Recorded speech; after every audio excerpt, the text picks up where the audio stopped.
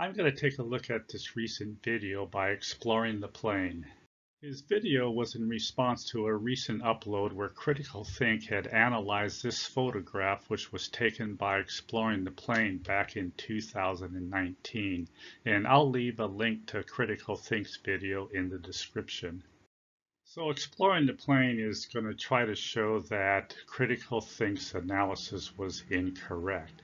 And what he's going to do is use this roller coaster called the big one right here and compare it to a mountain in the background that is at this level right here. Now, to be honest, I don't really know what mountain he is referencing right here, and I really don't know why he didn't use either one of these peaks because they are easily identified. Now, someone actually asked about this in the comments, and Exploring the Plane replied, it is the height of the land behind the big one. So we asked again, and he said he got it from Google Maps. But anyways, I am going to use Exploring the Plane's data. Now, we also asked, have you tried modeling it on a flat Earth? It's much worse. And here is a very interesting reply. It's impossible to model this on a flat Earth because we have no model or mass. Really? Let's be honest, any physical shape can be modeled and measured, including a flat Earth. And the irony is that Exploring the Plane used some type of an AutoCAD software to model the globe, which of course used math in the software. So why couldn't this also model the flat Earth? Because the only difference is the shape of the surface. But I do agree there is no viable flat Earth model because they result in failure. So let's watch the video as Exploring the Plane models the globe. So you can see he's using some type of an AutoCAD software, and he's going to be starting off with the geometric horizon. So this represents the big one, and the green rectangle, the mountain. And as he correctly states, this does not match what we see in the photo. So what he's going to do now is adjust the rate of refraction. And this would give us a radius of the Earth, I think he meant to say 5,200 miles. So this does match what we see. And as he says here, the refractive index is about 13/10R, which is bigger than the standard index of 7/6R. So I'm going to model this on Walter Bisslin's curvature calculator. So the skinny target in the front would be the big one, and then the wider target in the back would be the mountain. And this is for a geometric horizon, and of course I have no refraction. Next, I'm going to copy this area. And when I paste and scale this to the photograph, we can clearly see that this is not a match. And this is exactly what Exploring the Plane showed us. Now this is your typical flat Earth proof. The observation does not match the geometric globe calculation, therefore the Earth is flat. And this is something that Exploring the Plane has also done on previous videos. So it was a bit unusual that he decided to include refraction on this one. Now on this one I added standard refraction, which Exploring the Plane did not do.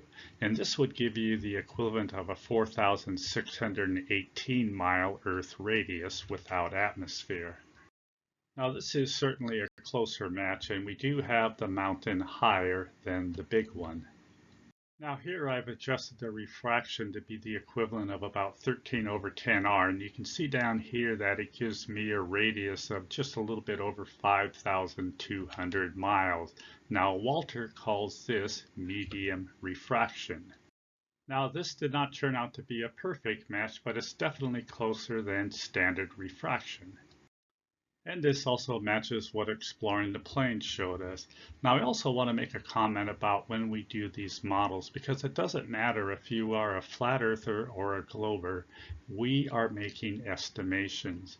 And the accuracy of our estimations is based both on the quality of our data and the quality of the photograph. Now I am relying 100% on Exploring the Plane's data. I'm not really certain how accurate he was with the horizon.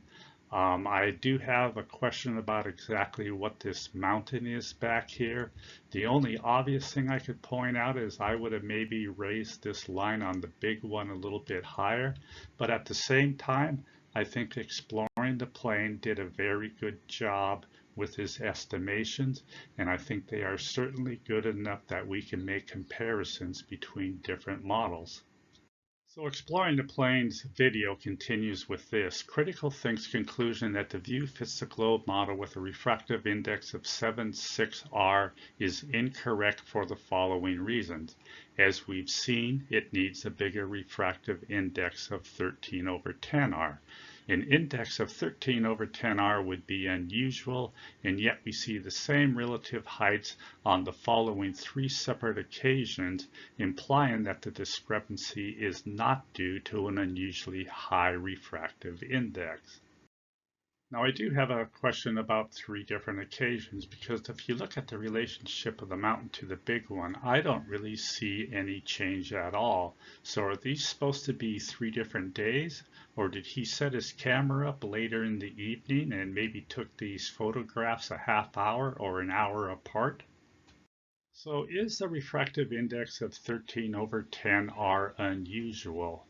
Now Walter defines this as medium refraction, and I think that both sides have pretty much come to the agreement that refraction varies on a day-by-day basis. So again, this is a matter of comparing models to photographs to see which model consistently matches what we see in the photograph. Of course, how are you ever going to convince a group of people who on one hand use the globe model to claim that we don't live on a globe, and at the same time say it is impossible to model this on a flat Earth? So here is the flat Earth on Bisland's calculator. Now when I scale the big one to the photograph here, we can see that if the Earth was flat, the top of that mountain should be way up here, which is not even close. So is falsifying the globe really evidence of a flat Earth? Because again, here we have a case where both the geometric horizon and the standard refracted horizon are a better match to what we see in the photograph. And again, the flat Earth is not even close. So Exploring the Plane wrote, I don't have much confidence in a model's ability to faithfully depict a landscape, and I shall explain the problems later. Well, I think I know what the problem is. The flat Earth constantly fails to depict what we see in reality. So the flat earthers are really left with a choice. Either they wake up and smell the coffee and understand that yes, evidence does point to the fact that we live on a globe, otherwise they continue with their denial. And their denial has reached such a level that they are even claiming we cannot measure or model the flat Earth because this fantasy is just too important to them. Oh, and by the way, recently I uploaded a video analyzing this photograph by Exploring the Plane, where he made the claim that the Isle of Man from a staggering 90 miles proves the flat Earth. Well, guess what? Measured evidence supported the globe. Now these were angular size calculations based on what would be visible for the different models, and again it was standard refraction that was closest to what we observe in this photograph. This was followed by the geometric globe calculation, and way up here in dead last is the flat Earth. Anybody for a cup of coffee?